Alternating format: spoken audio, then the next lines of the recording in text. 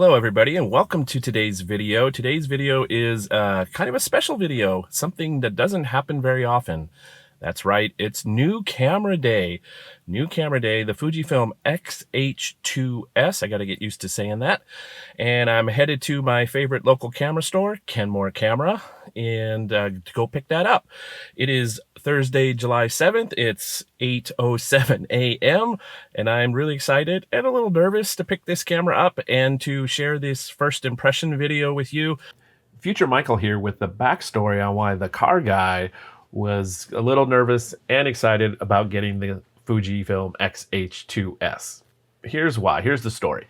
So when the Fujifilm X-H2S was announced on May 31, 2022, I watched, as I think a lot of people did, a lot of the first impression, quick impression videos of the pre-release version to get a sense of what the camera could do. And I was pretty excited at that point. It looked like the autofocus was going to be leaps and bounds better than in previous XT cameras. And the video capabilities were going to be amazing.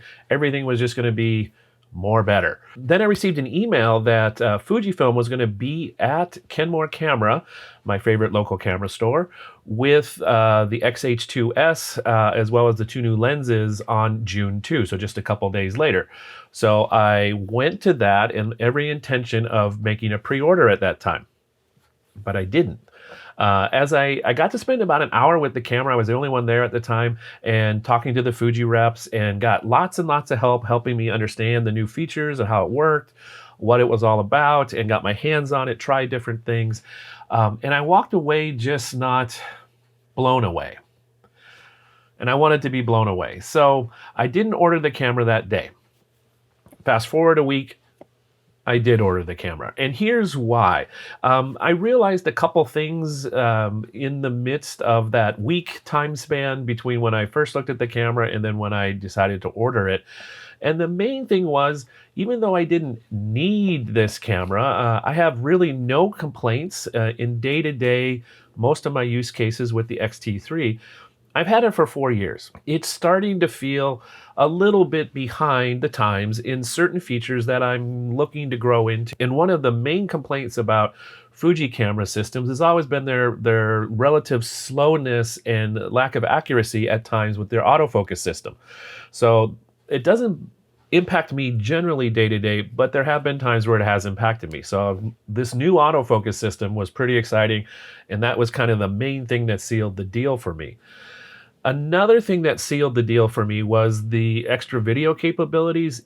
This is not going to be a review of the video capabilities of this camera because I don't do a lot of it currently. I'll do hopefully a little bit more in the future as I'm creating these videos, but video isn't going to have a lot of video content. But I want to be able to grow into it, and I'm looking forward to that with this camera. And lastly, the reason that actually finally changed my mind was this, my Apple Watch. I didn't need an Apple Watch. I had a Timex watch that was working just fine for telling time. But once I got the Apple Watch, I realized there was more to it than just a watch, both in the experience of having this on my wrist and the extra capabilities around it. So this camera will be similar. The X-H2S, even the experience of using it will be more enjoyable for me, I think, in lots of different ways that I'll talk about in a minute. But also the features and capabilities and the future that I can do with this camera will give me more room to grow. Let's move on now to some discussion of the various features, functions, capabilities, and differences between the X-H2S and my previous camera, the X-T3. So a couple of disclosures before we go much further. First, this camera is paid for by my paycheck. So there you go. This video is sponsored by me. The second disclosure is I've only used this camera intentionally for creating content for this video for about 3 days. I've got about 400 or 500 photos under my belt. I've got did a time lapse, did some 4K 120 video. You'll get to see some of that here. Overall, kind of spoiler alert, I really like the camera. So I'm really excited about where it's going to go and how it'll help me grow. And I'm looking forward to using that. So let's get into some of the specifics. Here we go. So let's get started with a conversation about the look and feel and the controls, how this camera is different than previous X cameras, specifically the XT cameras. Obviously, there's a predecessor to this, the X-H1. This camera carries forward a lot of the design features of the X-H1 as well as some of the features from the GFX series. So let's take a look at how things are different.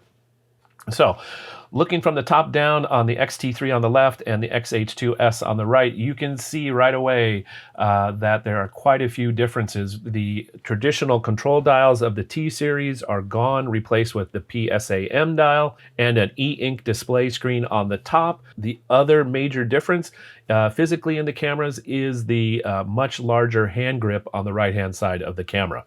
So again, one of my hesitations in originally placing the order was I have 8 years of muscle memory of using XT cameras and using the traditional control dials.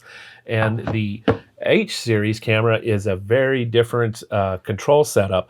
So I was a little nervous about the change. And sometimes change is good, and you just gotta, the only way to get to the next thing is to change. So that's kind of where I was thinking. I had to get my head around, yeah, there's gonna be some moments at first where you're a little slower to do things, but with enough repetition, that'll speed up. Another design change between these two cameras that I really appreciate is this gap between the eyepiece and the screen back is deeper on the H2S than it is on the T3. So as you can see, that extra depth on the H2S, for me, especially as a left eye photographer, so as I hold my camera to my eye, I have my nose much less on the screen now. Plus, as a left eye photographer, again, I also have more room for my thumb to work the control dials and the focus than I do on the T3. So I'm already enjoying that quite a bit. That's one change I really, really like. Another change I've gotten used to is the extra grip size. I do like that quite a bit. The one difference, and I'll get to this a little bit more in the size and weight, is it felt weird at first with this extra grip because I've been used to using the T3 with the small rig L bracket grip, which extends the body by about 3/8 of an inch, 1/4 inch, something like that. So actually this grip is taller in my hand than this grip. This grip is a little deeper on the H than the grip is with the small rig on the 3. So trade-offs.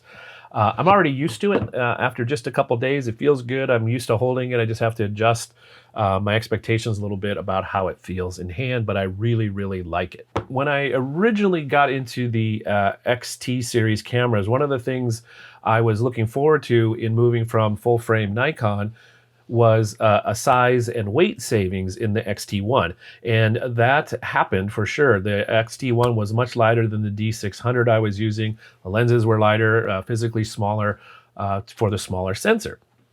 Over time, the T series has gotten a little larger, and the X-H2 is about the same size width and height. It is deeper though to accommodate the grip, the more I/O ports, input-output ports, as well as a larger battery. And the other big difference in the size is going to be for the CF Express card slot, which is a bigger card format, physically larger. The other difference then is the weight. By itself, the X-H2S is heavier than the X-T3. So with a battery and the memory cards, the X-H2S comes in at 680 grams. The X-T3 with battery and memory cards comes in at 550 grams. However, this is not how I use the X-T3, as you've noticed. I include the small rig grip and L bracket, which actually makes that system weigh just a little bit more at 688 grams than the X-H2. So for weight, it's pretty much equal between the two cameras. The other thing you'll notice in this image is that the X-T3 with that L bracket is a little bit taller than the X-H2S. So for me, there's a little bit of a size advantage as far as height with the X-H2S, and the weight is similar. Next up, let's talk about the other big change between these two cameras, which is the control dial layout, the exposure control layout. So we're going from the control dials in the X-H2S, the current camera, back to the classic control system in my previous XT series cameras, going from the T1, T2, T3 to the X-H2S.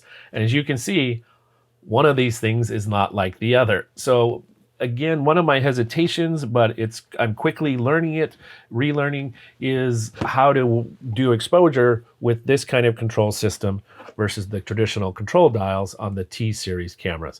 The biggest change is I have to slow down and think when I'm using the control wheel to change shutter speed, when I'm in manual exposure, which direction makes it faster, which direction makes it slower.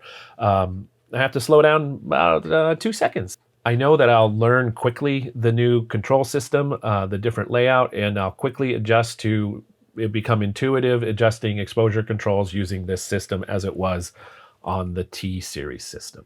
So next up, let's talk about autofocus. Along the way, autofocus has been one of the main concerns in the X series cameras, both for speed and reliability and tracking of moving subjects. It's not been the strongest point of the camera systems. While it's improved each generation, especially between the XT1, the T2, and then the T3, it is leaps and bounds. It's a revolution, not just an evolution, with the new camera.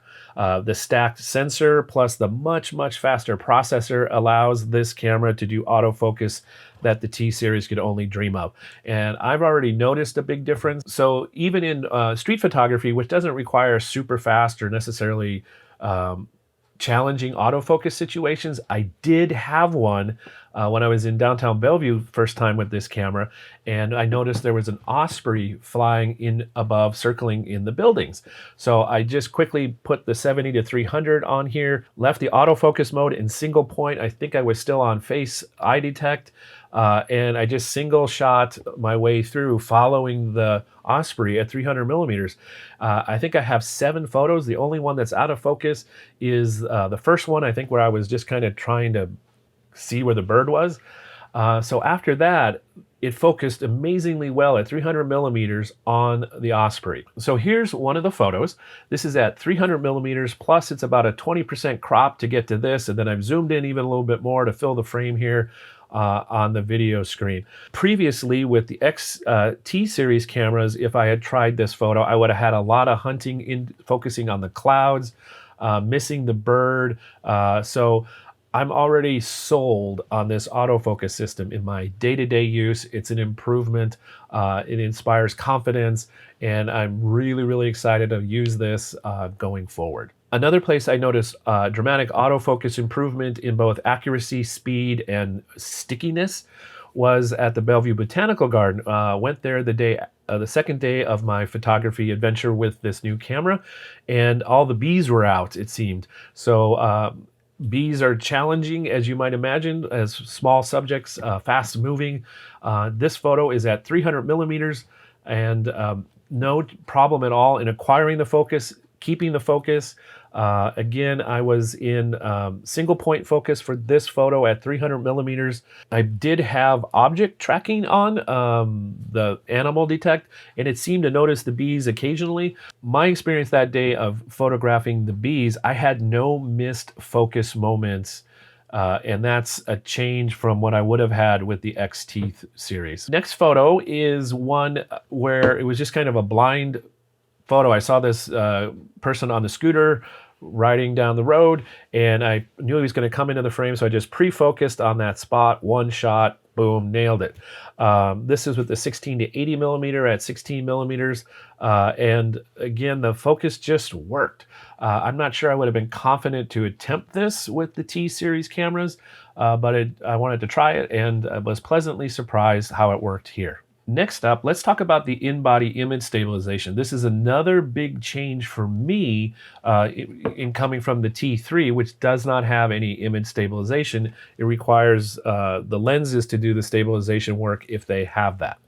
So for the IBIS, in-body image stabilization, I have not really had any situations so far where I've used it because all the lenses I've used so far have had built-in stabilization. Having said that, here's what I've noticed. It works really, really well with the built-in optical image stabilization of the lenses to give me an extra layer of confidence in that I'm going to be able to get a sharp photo without unintentional motion blur. So going back to those photos at the botanical garden with the bees, I think that the combination of the IBIS and the much improved autofocus system helped me have photos that were just about 100%. I don't think I even had any that were out of focus or unintentional motion blur from camera movement. And that's new to me. So already I'm seeing an advantage to this camera system. All the revolutionary changes of the processing system and the sensor, as well as the in-body image stabilization, they're helping me create photos more consistently, which I'm really grateful for. So I've talked a bunch about the features of the camera, how they affect the photography so far, but let's now go and chat briefly about image quality. And the reason this conversation is brief is because the image quality to my eye on the two cameras is pretty much exactly the same. I don't really see any differences. So if you like the personality of Fuji photos already, you're gonna like it just as much on the X-H2S series. My typical downtown Bellevue high-rise building photo with the blue sky and a touch of crane reflection. So this is the 16 to 80 at 16 millimeters. 16 to 80 again at 80 millimeters. Gentleman waiting for the bus on his phone. And then at 300 millimeters, this umbrella on an under construction building that really caught my eye from even a long, long way away. And so my confidence in my ability to get a photo with one click in challenging situations versus 3 or 4 or 5 that I might have tried with the T-series cameras is greatly improved because of the combination of in-body image stabilization, the improved autofocus, and the way the camera just handles with the larger grip for me. So I'm already in my short time with the camera noticing some differences in somewhat how I approach photos. In my preparation for this video, I had posted on social media questions to see if any folks had specific capabilities or questions they wanted me to address about the camera. And the one that came up the most was, how does it do at high ISO? Compared to other cameras or compared to the previous XT cameras? And the short answer is just like the image quality. To my eye, it's the same performance. I haven't done a lot of testing with this yet. I did just a photo on my desk here in available light of the old XT1 on a tripod at ISO 12,800 to see how it looked. So I did one photo at ISO 12,800 with the X-H2S of the same scene as I did with the X-T3. So this is zoomed in probably 200-300%, maybe even more. And you can see the noise on the two cameras is very, very similar. It's probably going to be hard to tell in this YouTube video how it looks, but to my eye, when they're on screen in Photoshop, open and zoomed in, they look very, very similar. As I'm looking at it right now, it looks like the X-H2S has maybe just slightly smaller graininess to it, but on my eyeball, when I'm looking at it in Photoshop, they looked identical. So your mileage may vary, your experience may vary, your tolerance for ISO noise will be different than mine. I've been fine in using XT3 at ISO 6400 in a lot of situations, so I'm sure I will be as much using the X-H2S in similar situations. One of the reasons I decided to upgrade from the T3 to the X-H2S was for the video capabilities. This camera it will do absolutely more than I need anytime in the foreseeable future around video. I haven't even scratched the teeny tiny top part of the surface on this. I've created a couple of slow motion videos I'll include those here. So recording these slow motion videos, I was using 4K 120, H.265 long GOP 420 10-bit at 200 megabits per second, and the Provius standard was the film simulation I was using. So that's what I have in these videos. They are uncorrected, just straight out of camera that you're watching. Obviously, I have lots to learn about recording video besides this talking head stuff. So stay tuned for updates on that. My short version on the video capabilities of this camera is I'm really impressed. Again, combined with the in-body image stabilization, I was able to get some slow-mo photos of the bees doing their thing, and I'm really impressed with the video and look forward to exploring some more options with that in the future. So there's some thoughts I have about this camera. In short, I really like it. I'm really excited about where it will help me with my photography in the future. It's a camera I feel very much like I can grow into, learn some new things, explore new creative options, and I'm really looking forward to using it. My plan is to have an update to this video in the fall when I've had an opportunity to do a couple commercial projects that are on my list, as well as a couple weddings with this camera, in addition to the usual walking around places and creating photos as I do week to week. As with all decisions to upgrade or buy a camera, that's so very personal. You will have different preferences and priorities than I do. So I hope this is a little bit helpful in giving you some information from a primarily photography standpoint about using this camera. If you want to really deeper dive into some of the tech stuff on this camera, I highly suggest watching the first impression video by Gerald Undone. I'll leave a link below. If you want some information and a little bit fun look at this camera from a videographer perspective, Taylor Jackson has a couple videos with a pre-release version of this camera that were fun and informative for me as I was watching. Again, I'll leave a link to that below. I'd love to hear your comments, especially if you already have the X-H2S, or if you have any questions about the camera. I will do my best to answer them. Please leave it in the comments below.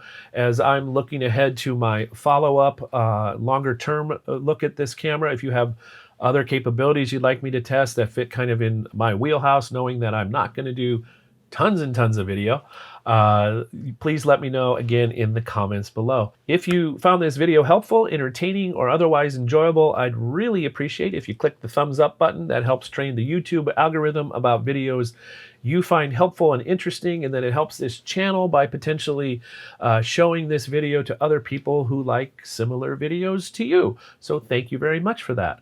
Also, if you want to see more stuff like this, plus street photography videos, please subscribe to this channel, and that's what you'll get to see on an ongoing basis. Again, thank you for that. So, next week we'll return to some street photography and walking around and creating photos in places with my camera, looking for interesting photos. So I look forward to seeing you in that video. Until we meet again, stay safe, stay well, and have fun creating photos. Bye for now.